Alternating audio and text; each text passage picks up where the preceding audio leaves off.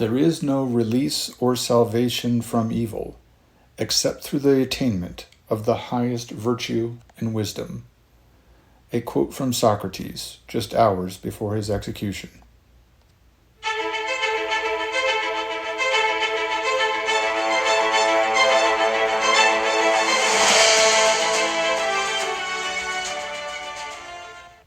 Hello and welcome to the Western Traditions Podcast. This is the 33rd episode of The Greek Sun, a podcast series about ancient Greek history. Today we have come finally to the death of Socrates as related in Plato's dialogue, the Phaedo. Before we get started, please remember to check out my website at western-traditions.org if you're not already there. Every episode is found on the website along with options for listening on a wide variety of platforms and apps such as Amazon Music, Spotify, Podbean, iHeartRadio, and more. While you're there, please consider supporting the podcast by purchasing some merchandise on the shopping page or by contributing directly through the PayPal or Patreon options.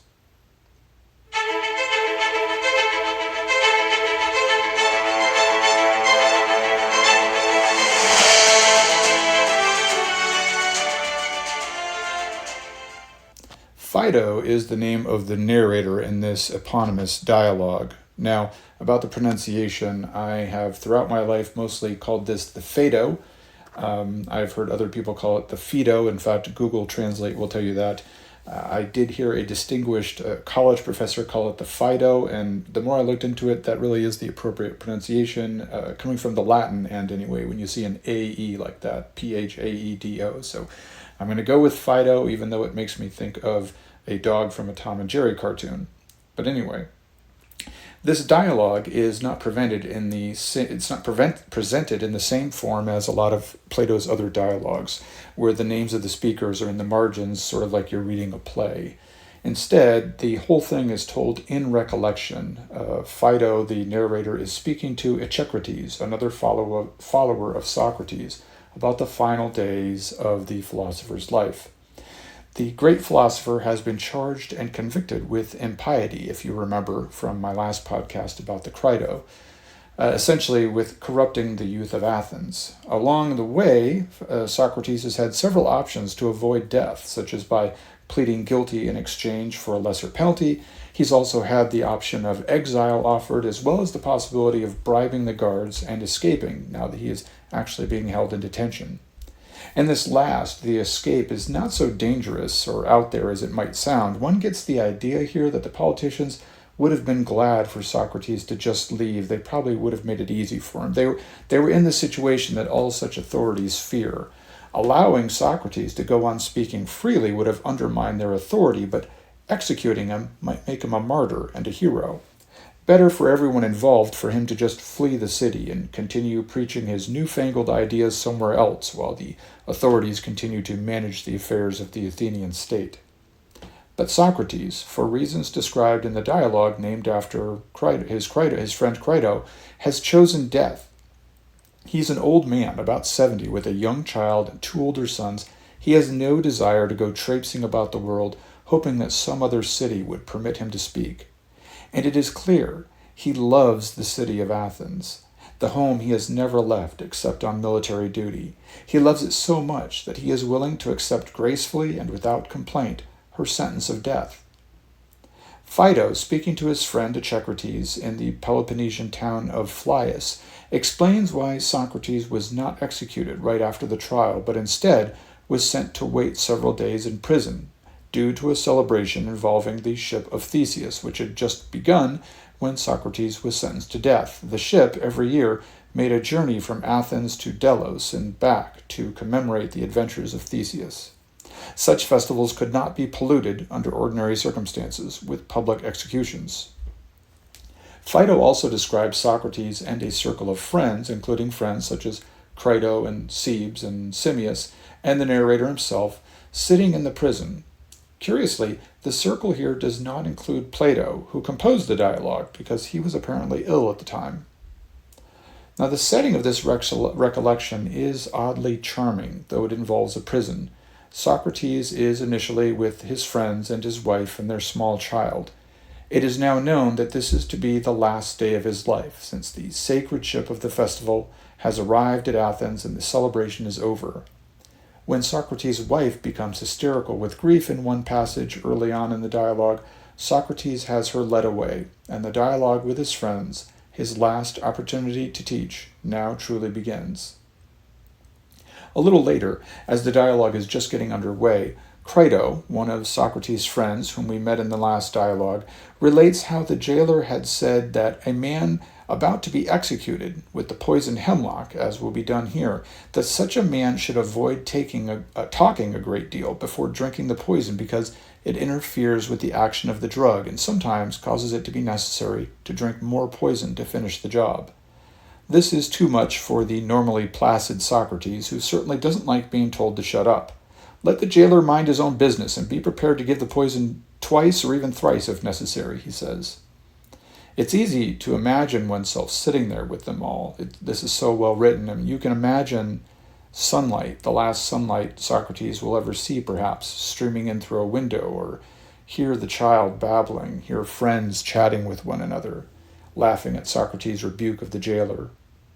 Now, initially, you might feel like the dialogue sort of putters around for a bit if you read it yourself, as Socrates sits there and rubs his leg, which is apparently bothering him, and speaks about how pleasure and pain are oddly related, possessing two bodies or trunks, but they are joined by a single head, because one seems to derive from the other, such that when pain fades, pleasure appears.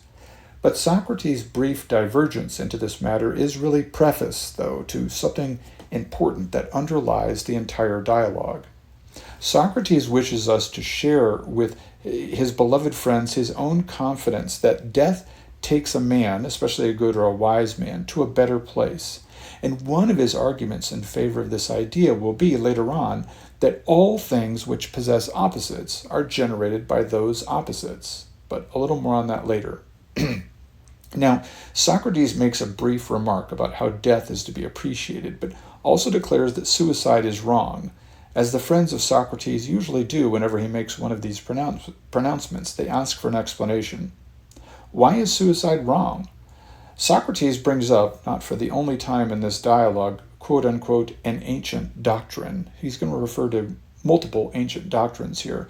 This particular doctrine says that a man is a prisoner and has no right to open the door himself, and he affirms that man is a possession of the gods and they must not choose their own exit.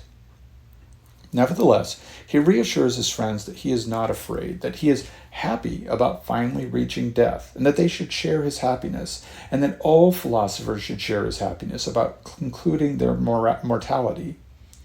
Socrates' companions are not so easily persuaded to let go of their grief and share his happiness, and so a few pages into the dialogue, he asks the question that really finally gets the ball rolling on this discussion. He asks us, do we believe that there's such a thing as death?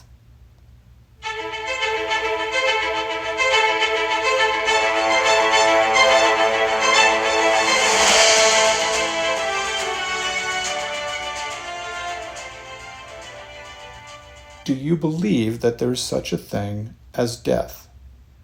Socrates is not out to prove or disprove the existence of death or the occurrence of death. Instead, agreement with this idea that we are forced to make really here, that death exists, simply substantiates and leads to his following definition of death, that death is the separation of the soul and the body. You might call this a little sleight of hand, the way he avoids discussing the existence of the soul and moves straight into an argument which assumes such existence. Perhaps, for the ancients, there was simply no doubt about the existence of the soul. The dialogue will get into different ways in which the soul might exist, but there is little space given to the idea of its non-existence. Today, I think people generally do not believe in the soul, though they may affirm that they believe. I personally think that most people are atheists without realizing it, but my personal belief on the matter is a subject for another podcast. Still, Socrates glides past any objection to the existence of the soul here and moves straight into trying to prove to his listeners that the soul endures after death and is, in fact, immortal. A dichotomy of sorts is established early in the dialogue. The body is concerned with the world, with seeking pleasure, and it suffers pain. It is, in so many words, described as something lesser, something almost dirty, really. This body, it returns to the earth and it decomposes. The soul, however, is pure. It is unconcerned with earthly things, disposed to neither pleasure nor pain. This is significant for the modern reader for a number of reasons. First, Socrates makes a very clear distinction between body and soul in his dialogues. The body is, in his eyes, a very low thing, a mass of tissue and blood and mucus and various discharges. It defecates and urinates, and it engages in all sorts of gross bodily functions. And he even eschews pleasurable things associated with the body, like, say, eating and drinking and sex. Both pain and pleasure are sensations of the body and are therefore to be left behind by the soul when it departs. This idea seems very monastic, perhaps, and perhaps not what you were expecting from Socrates, but it is actually fundamental to his ideas and to the ideas of his followers. The body is something to be left behind. As Socrates says, quote, "The body is a source of trouble," unquote. He even states that both pleasures and pains are like nails which fix the soul to the body and from which the soul must release herself. In this dialogue, Socrates speaks about death and the separation of the soul from the body and its journey to the underworld where it will be judged. Those who are good will be purified of any defects and go on to live an ethereal life with the gods. Some who have done great evil but repent will suffer until they are forgiven and then ascend. Others who are unrepentant will be cast into the dark chasm for eternity. He also describes an upper world somewhere in the sky or space above us where people lead incorporeal lives, blessed without the need of bodies. And this is important. All those described here in the afterlife, they live as souls, not as bodies. Eternity, immortality, and the blessed life is spiritual, not corporal, not associated with the gross, imperfect body. And for many Westerners today, this may sound a lot like heaven, and they may think that this separation of the soul and its journey to the gods sounds a lot like Christian views of death. But this is actually directly opposed to Christian ideas on the afterlife.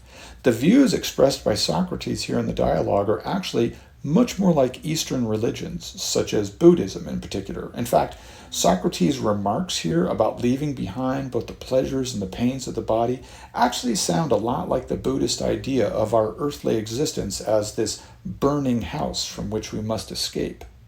Such are the similarities that many people have suggested that Buddhist ideas had spread westward by this time, by the 4th or 5th century BC. In fact, Socrates actually describes a process of reincarnation as well, and describes it as, quote-unquote, an ancient doctrine. I won't go off on too much of a tangent here about this matter, but you will often hear about the likelihood of Eastern religious ideas influencing people like Socrates during this time period. In fact, the same thing will be said about Christ. There is an actual school of thought here, though, which suggests that the flow of religious ideas was actually the other direction, that ideas about the reincarnating eternal soul and about the need to subdue and leave behind the body, that these ideas were generated in the Mediterranean or in Mesopotamia, and from there flowed eastward to India. But that is a topic for someone else's podcast. Anyway, you might be wondering why I object to drawing any parallels between Socrates' ideas here and Christianity. Well, the reincarnation ideas obviously don't fit with Christianity. The description of the soul going to be judged in this upper world where the blessed and the purified souls lives sounds a lot like Christianity, right? Wrong. While many Western Christians do imagine the afterlife like this, floating around in a cloudy place as an immortal spirit, that is not actually authentic Christianity. Many self-described devout Christians today, without knowing it, are actually espousing some very Eastern ideas, or some very Socratic ideas anyway, about their future afterlife. I don't want to get bogged down in this, but the distinction is important for every philosophical and religious interlude that awaits us in the coming podcast series about ancient Greece, about ancient Rome, and about the Middle Ages. Because the Christian creeds, such as the Apostolic Creed, the Nicene Creed, and even the Athanasian Creed, They all affirm that the Christian awaits a bodily resurrection. This part of the religion is often forgotten, especially in modern entertainment and in megachurch presentations of the faith, that the body will be resurrected and that the future is a physical afterlife, not simply spiritual. The Christian, you see, believes in the ultimate harmony of body and soul. Socrates and many philosophers whom we will come to study in this podcast disdain the body, and they await an afterlife of the pure immaterial soul that rejects any bodily attachment to the world. Their beliefs will come to have a big influence on the Christian Gnostics of later centuries, who also disdain the body and are the actual purveyors of the heretical idea that so many modern Christians probably adhere to without knowing it, thinking that we will leave behind this troublesome body, and if we're good or quote-unquote saved, we will become disembodied souls for eternity. But these ideas and ideals of Socrates about the soul are only acceptable to his listeners if he can convince them that the soul actually exists.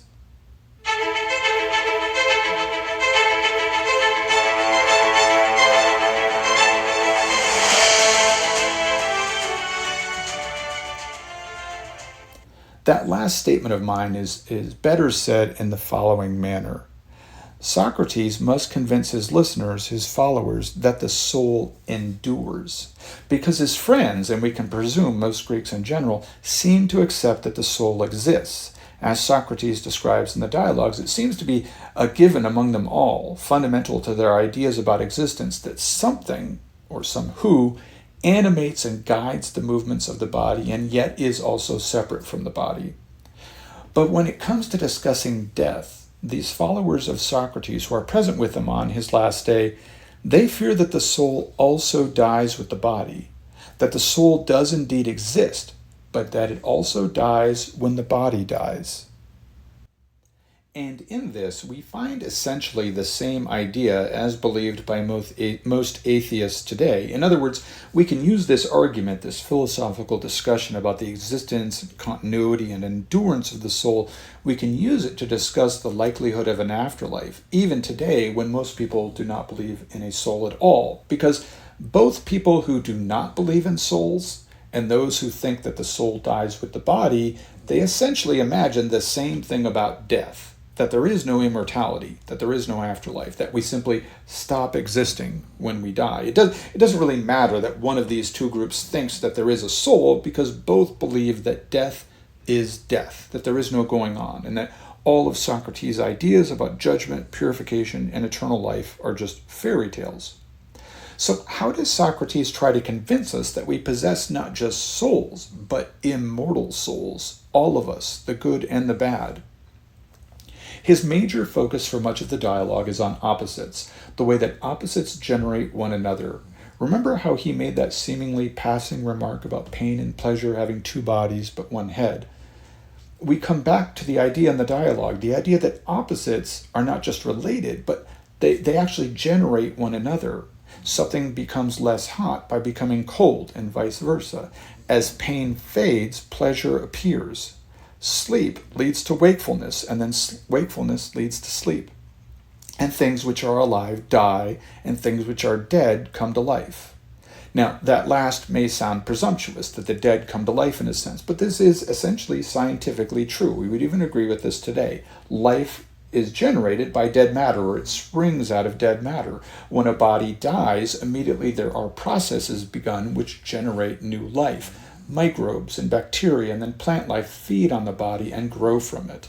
When you die, even if you have no hope of afterlife, even if you don't believe any of this, much or all of the atoms in your body will eventually find their way into some new life form. So with these initial ideas of Socrates, one is more or less forced to agree that opposites do seem to generate one another. And using this as the first step on the path to immortality, Socrates guides his listeners down the road to his firm beliefs in reincarnation and eternal life. There are some other lines of reasoning that Socrates uses in this dialogue, and we will get to them, but if we're going to be good philosophers, we should not simply accept ideas without thinking about them ourselves. And If Socrates' ideas about the generation of opposites, one from another, convinces you to move on and entertain his next idea, so be it. But if you're like me, you may question this. Yes, in terms of wordplay, we can draw this picture of opposites generating or creating one another. Yes, grammatically, death and life are opposites, cold and hot, tall and short, dark and light, and so on. But does that necessarily translate into anything real? And are death and life actually opposite or just distinct from one another, just words used to describe different types and states of matter? Socrates, to his credit, does get into this difficulty to some extent, trying to point out how some things, especially physical things, can appear to be opposite but deceive us. And naturally, he disdains physical things. It's important to remember here that Socrates believes in a world of perfect, non-material, invisible ideas which represent themselves imperfectly in the material world. He calls them essences. Geometry provides a good example of this. One may draw a square or a circle on a paper, build a pyramid, make a cube out of bricks, and so on. But for each of these real-world shapes and figures, imperfectly created by us, there exists in Socrates' world of ideas a perfect circle, a perfect square, and so on, which these physical objects and drawings only represent. It goes beyond geometry, though. Concepts like justice, courage, temperance, love, beauty, these are all things we see in people's actions in the world, but there exists also, somewhere, on some level of existence, perfect justice, perfect courage, perfect beauty. These are essences. Nothing comes into existence except through the participation of its own essence, he tells us. So beautiful things are beautiful because this essence of beauty is in them. And a man is courageous because the essence of courage is in him. And the soul is one of those perfect things, those essences. It is free of all imperfection, free of desire, of hunger, of misery. So Socrates feels free to depict and rely on his ideas of opposites. This is not just wordplay for him. These things about which he speaks are the fundamental essences on which the existence of the universe rests, in his view. Justice, the soul, beauty, the triangle, these are all perfect, immaterial, invisible things whose imperfect representations we see in the world. As Socrates says during the dialogue, nothing makes a thing beautiful but the presence and participation of beauty, capital B beauty, that invisible, perfect concept of beauty, which even the most beautiful woman in the world can only imperfectly reflect. But do you buy it? Does this argument work for you that the soul being perfect, like all those other perfect, invisible, conceptual things, these essences, courage, justice, beauty, love, and so on, that the soul therefore endures and outlives the imperfect material body? I won't bog down right now in trying to punch holes into the ideas of this ancient Greek master who, if he were still around in some imperfect fleshly form, would run circles around me in a philosophical discussion. But even if you do accept his reasoning, you may feel what one of Socrates' listeners that day, his name was Simmias, what Simmias expressed midway through the discussion. He said, "I cannot get rid of the feeling of the many, the feeling that when a man dies, the souls will be dispersed, and this will be the extinction of her." Now, a couple of things before moving on. Simmias here uses the phrase "the many," hoi polloi. This phrase, as I've mentioned before, is somewhat disparaging. It's a disparaging term in Socratic circles in particular because it refers to the mass of humanity who, in the philosopher's eyes, are generally misinformed and intellectually lazy. While Socrates never says exactly this, he essentially paraphrases the following idea multiple times in many different dialogues. He essentially says that the crowd is always wrong. This has become a famous maxim among contrarian thinkers of every age. When we come to the life of Jesus of Nazareth in the Roman series and discuss the Gospels, this phrase will come back to us, particularly when Jesus enters Jerusalem before his crucifixion and afterward. There is a crowd around him, hoi polloi. Remember that the Gospels were also originally written in Greek, and they first acclaim Jesus as king, and then later it is the same crowd, the same words in the Gospel, hoi polloi, that cry out demanding his execution. Getting back to Socrates, secondly, here in this objection, Simmias expresses what are most likely your own feelings about the matter, even if you 100% agree with Socrates' reasoning, that no matter how well someone defends the idea of eternal life, you just can't shake the idea, the fear, that death is final. A few moments later in the conversation, another friend expresses these doubts about an afterlife with these words: "There is a child within us to whom death is a sort of hobgoblin."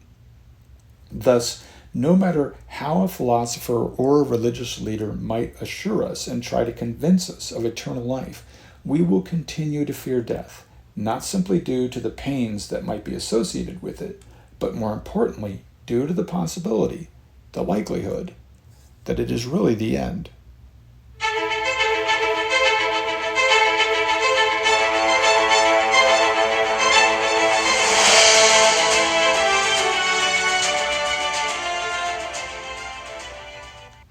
To argue for the pre-existence of the soul, Socrates makes a brief foray into the concept of knowledge as recollection, which I personally find to be the least convincing of his ideas. In another of Plato's dialogues, called the Meno, M-E-N-O, Socrates makes a full-court press effort to push this idea, and I suspect that that is why the Meno is sometimes attached as a sort of fifth wheel, you might say, to the four dialogues that make up the tetralogy of dialogues about Socrates' death, which we've read through: Euthyphro, Apology, Crito, and now Phaedo. Even though the Meno is not apparently from the time period of Socrates' death, nor does it even mention that his trial, people often read it in conjunction with these dialogues. In the Meno dialogue, and here more briefly in the Phaedo, Socrates makes the case that everything that we think that we learn in this life is merely recollection, that we learn the same things in another previous life and are only remembering them now. He applies this even to things like mathematics and geometry, that when we learn certain principles, we are really just remembering. And he tries to point out how many things do not even have to be learned. We already know them, like how we know when quantities of things are equal just by looking at them, because we have an innate understanding of equality, or by knowing that 1 and 1 make 2, because we learn these things in previous lives, during the long existence of the immortal soul, the ever multiply reborn soul. Socrates in this dialogue further parallels certain Eastern ideas that we have heard before, that a person may be reborn as a wolf or a hawk, or if they were vicious or tyrannical in the immediately previous life, and that they may be reborn as something more noble, say a philosopher, if they were wise and good in a previous life. As with so many of Plato's dialogues, Socrates must parry many objections and explain away many details. One idea that comes up is that the soul may be long-lived, yes, but not eternal. If one believes his idea about recollection, yes, the idea goes, yes, Socrates, we believe you that our souls must have existed before because we are clearly remembering things that we think of, that we are learning for the first time. But what if the soul eventually wears out and dies with its last body? And what if my present body is that last body? Throughout these permutations and objections, Socrates remains gentle and happy as he tries to quiet the concerns of his friends, whom he knows are upset about his impending doom. As we learn later, some of them have been weeping anxiously as he speaks. He tells of his former beliefs and how he once went to the teachings of Anaxagoras and learned about the moon and the stars, but was left unsatisfied about the why of things. Anaxagoras, the philosopher about whom we've spoken before in the pre-Socratics, Anaxagoras could tell him how the earth and the celestial bodies moved and what they were made of and what animals and people were made of, about muscles and bones moving their bodies this way and that, but nowhere did he learn why. Nor who. Who moved these bodies? Why did they move? Such questioning led him to investigation of the soul and the great ideas, the essences, beauty, courage, love, justice. The dialogue itself, the Phaedo, as I said, is oddly charming. It's both comforting and tragic. Socrates and his friends, as you read, seem to be close by, or perhaps you are close by them. At different points in the conversation, the narrator describes how Socrates stopped speaking for a time, and a general silence fell over the group with perhaps certain members of the group chatting quietly or just sitting and thinking. And when I read it anyway, I feel like I am there among them. I can hear the quiet, so to speak, sense the preoccupation, the anxiety of a waiting room, like waiting outside the room where my oldest son was born, in that moment between the sound of my wife's last agonized push and the cry of the newborn baby. At the last silence of the dialogue, near the very end, after Socrates has made every effort to cheer his friends and convince them that death is not only something to be feared, not to be feared, but to be accepted gladly, Crito speaks up. Do you have any commands for us, Socrates? Anything to say about your children or any other matter in which we can serve you? Nothing particular, Socrates replies, only as I have always told you, take care of yourselves. It is hard not to love the man in the moment, no matter how you may have agreed or disagreed with his thoughts on life and death up to now. Plato was an excellent writer, but he truly outdid himself in the most precious of all Socrates' conversations. He did so well, in fact, that I am simply going to read aloud the last several paragraphs of the dialogue, as Socrates goes to his death and makes perhaps his finest argument for the happiness of an afterlife. And I will end the podcast with Plato's words.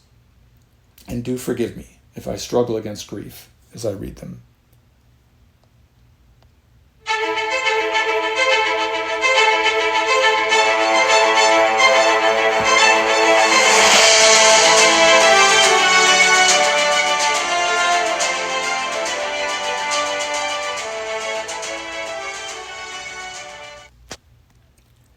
Crito made a sign to the servant who was standing by, and he went out, and having been absent for some time, returned with the jailer carrying the cup of poison.